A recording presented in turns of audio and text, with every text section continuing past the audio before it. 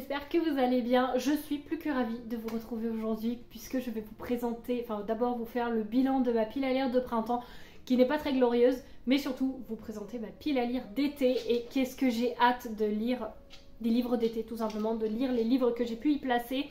Je vais vous présenter tout ça. Alors oui, j'ai le chien qui est en train de se réinstaller.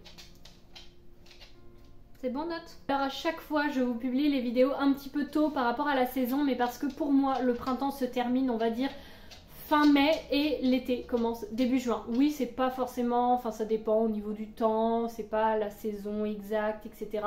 Mais pour moi à partir de juin on est en été, même s'il fait gris peut-être. Aujourd'hui il y a un petit peu de soleil, ça alterne entre les nuages, l'éclaircie, donc pour moi à partir du mois de juin c'est l'été, donc je vais faire commencer ma pile à lire d'été à partir de début juin. Tout d'abord je vais commencer par vous présenter évidemment le bilan de ma pile à lire de printemps qui, comme je vous ai dit, ce n'est pas du tout fameux, pas du tout glorieux, puisque sur 5 livres j'en ai lu que 2. On va donc commencer avec les livres que je n'ai pas lus et ensuite je vous présenterai les 2 livres que j'ai lus. Je vais passer quand même très rapidement dessus, sachant que pour les 2 livres que j'ai lus, il y a quand même un énorme coup de cœur. Je vous en reparlerai un petit peu plus après. Dans les livres que j'avais placés et que je n'ai pas lus, il y a tout d'abord Les Templiers de Jean-Michel Lalanne, publié aux éditions Le Lys Bleu. D'ailleurs, si ça vous intéresse, je vous remets juste ici la vidéo sur la présentation de ma pile à lire de printemps, où là je vous parle un petit peu plus de chaque livre que j'ai pu y placer si jamais vous voulez en savoir un petit peu plus. J'avais également placé et non lu La Cité de Laiton de S.A. Chakraborty, publié aux éditions de Saxus. C'est tout à fait, oui, c'est le tome 1 que j'ai depuis sa sortie dans ma pile à lire et qui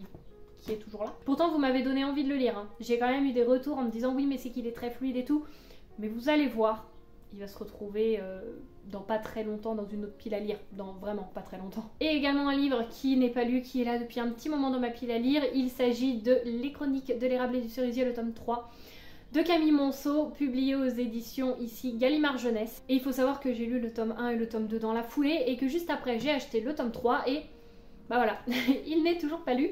Alors que c'est un univers que j'adore, que je passe à chaque fois un superbe moment, mais je me dis j'ai envie de le lire vraiment dans les beaux jours, donc jusqu'ici le temps a été quand même soit tout soit rien, donc écoutez, j'y crois, j'y crois. En tout cas il n'a pas été lu non plus pour la ville à lire de printemps, donc là on n'y croit plus. Et pour les 2 livres que j'ai pu lire, il y a tout d'abord Eragon, le tome 1 que j'ai pu lire et beaucoup apprécié. En réalité je l'ai écouté mais c'est pas grave, ça fait quand même partie d'un livre lu finalement. Et le deuxième, il s'agit de Bien-aimé, écrit par Aurélie Tramier et publié aux éditions La Belle Étoile, et ça a été un énorme coup de cœur. Je vous remets mon avis lecture juste ici si jamais vous l'avez loupé, mais sachez que il fait partie vraiment sur le podium de mon top 3 de tous mes livres confondus préférés. Vraiment. Vous allez en entendre parler bientôt encore une fois parce que quand ils font partie de mes coups de cœur, déjà vous en entendez parler fin de l'année dans mes coups de cœur de l'année. Je ne vais pas le laisser se perdre dans les livres, enfin parmi le flot de livres un petit peu, peut-être un petit peu moins bien que je lis, enfin selon mon avis.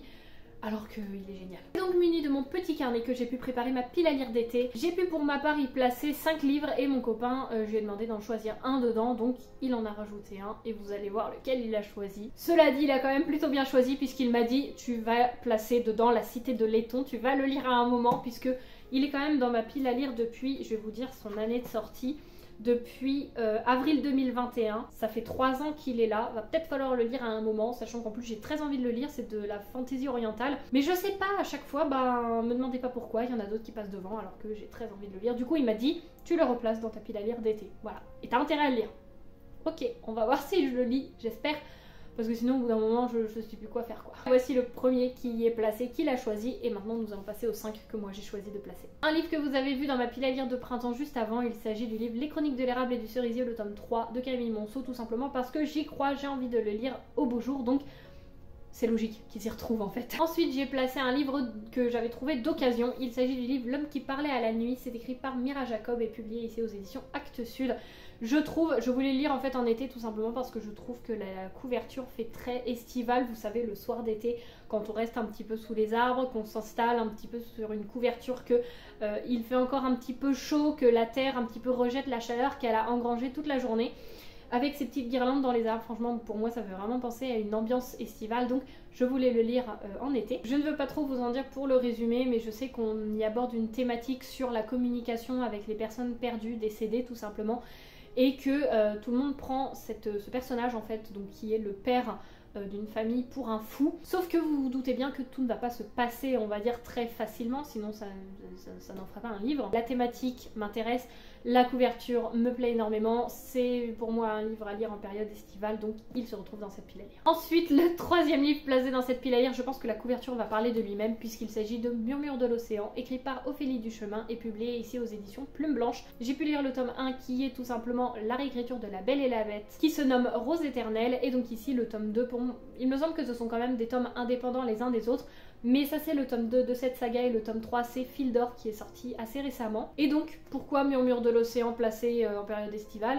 C'est une réécriture de La Petite Sirène, je n'ai pas lu le résumé et je ne veux pas en savoir, enfin je ne veux rien en savoir à part que c'est une réécriture de La Petite Sirène, peut-être un petit peu plus sombre. La couverture parle d'elle-même, de pourquoi ce livre est placé dans cette pile à lire d'été. Je crois que je vous ai dit le troisième livre, mais en fait non, c'était le quatrième livre qui était placé dans ma pile à lire. Ensuite, un autre livre qui est placé, alors là je triche un petit peu, mais tout simplement je voulais lire un livre de Clarisse Sabar dans cette pile à lire d'été, donc j'ai pu y placer ces deux-là, donc Un air d'éternité et Ceux qui voulaient voir la mer, celui-ci est dédicacé.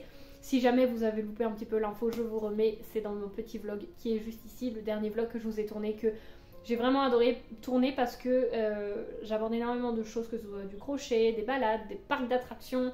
Il y a beaucoup de choses qui s'y passent un petit peu dans ce vlog, un book and haul, un prix de ma pile à lire, enfin vraiment une séance dédicace, plein de choses. En tout cas, voilà, je vous le remets ici. Si jamais vous l'avez loupé et que vous ne l'avez pas vu, vraiment, n'hésitez pas à y aller. En tout cas, je trouve que ces deux-là font vraiment ambiance d'été, donc je sais pas trop lequel je vais lire, mais j'ai pu y placer ces deux-là, enfin j'ai mis tout simplement un livre de Clarisse Sabar, donc à voir lequel je lis pour cette pile à lire, parce que je ne voulais pas mettre lui, si jamais je lisais lui ou inversement, je me suis dit mets un livre de Clarisse Sabar et puis tu verras lequel tu souhaites lire. Et le dernier placé dans cette pile à lire que vous allez voir dans le book haul qui sortira au mois de juin, parce que généralement là maintenant je vais vous faire plus de book haul par an, donc un book haul des 6 premiers mois et un book haul des 6 derniers mois. C'est un livre que j'ai eu assez récemment, il y a moins de 2 semaines au moment où je vous filme cette vidéo. Il s'agit de Dry de Neil et Jarrod Chesterman. C'est publié ici aux éditions, c'est Robert Laffont, en plus c'est écrit derrière. On en a beaucoup entendu parler de celui-ci. Pour tout résumer, c'est Avez-vous déjà vraiment eu soif? C'est tout simplement un univers où du jour au lendemain on va ouvrir le robinet, on va faire notre petite vie et du jour au lendemain plus d'eau nulle part. Ni des robinets, ni des douches, plus d'eau qui sort de nulle part. Comment ça va se passer? Donc un petit peu un monde dystopique ou post-apocalyptique. Il est décrit comme étant un roman catastrophe aux accents prophétiques. Donc voilà, j'avais très envie de le lire. En plus je l'ai trouvé en brocante pour 3 €. À ce moment là je me suis dit mais il va faire partie de ma pile à lire d'été, parce que oui, quoi de mieux que de lire un livre sur la sécheresse, sur le manque d'eau, que en été où je vais passer mon temps à boire des litres et des litres de flotte en même temps que lire ce livre. Vraiment je sais pas pourquoi je m'inflige ça, mais je pense que s'il y a vraiment une saison à lire pour lire ce livre, c'est vraiment la saison de l'été. Donc voilà pour ce qui est du bilan de ma pile à lire de printemps et la présentation de ma pile à lire d'été. En tout cas j'espère que cette vidéo vous aura plu. Je passe toujours un excellent moment à vous filmer cette vidéo là à chaque saison, parce que vraiment c'est une des vidéos que je préfère filmer. En tout cas encore une fois j'espère qu'elle vous aura plu, que certains livres vous auront donné envie de les découvrir. En tout cas je l'espère. Peut-être qu'il y en a que vous connaissez déjà, je pense, parce qu'il y en a qui sont quand même assez connus. Encore une fois, n'hésitez vraiment pas à m'en faire un retour. J'espère que cette vidéo vous aura plu, que vous aurez passé un bon moment. Et sur ce, moi je vous dis à la semaine prochaine pour la nouvelle vidéo. Et d'ici là, je vous souhaite de faire de très belles lectures. Salut!